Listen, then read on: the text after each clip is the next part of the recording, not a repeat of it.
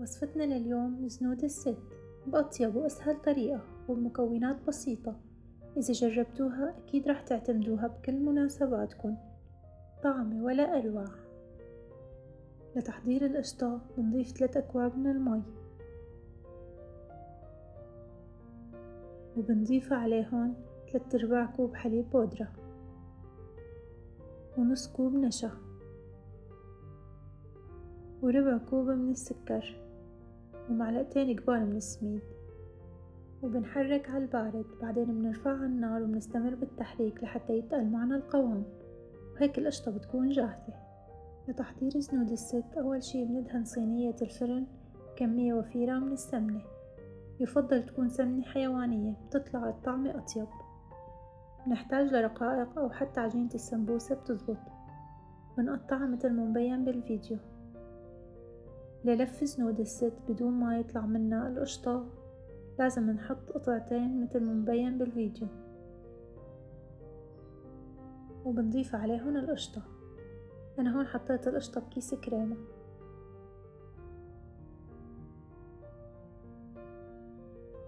يا ريت إذا عم تعجبكن الوصفات اللي عم قدمها ما تنسوا تشتركوا بالقناة وتفعلوا زر الجرس ليصلكن كل شي جديد، وما تنسوني من اللايك وتعليق حلو مثلكن.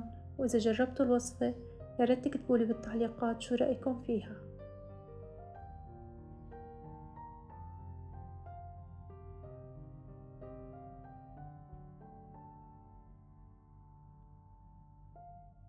بنلف باقي الكمية بنفس الطريقة،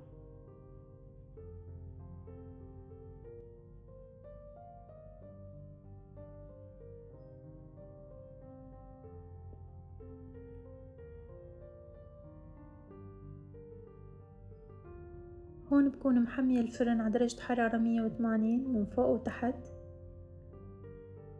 بدهن الصينية كلها بكمية منيحة من السمنة،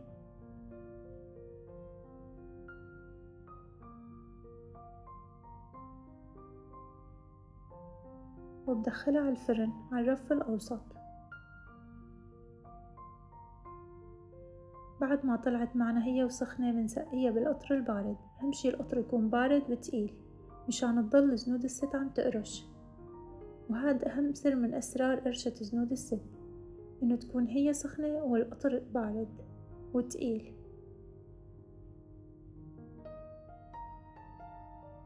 وزينتها بالفستق الحلبي اختياري.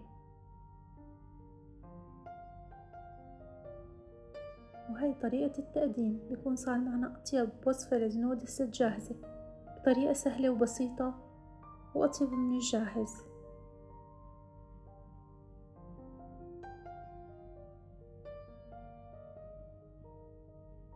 شايفين الشكل شو حلو لحاله بيحكي. وألف صحة وهنا.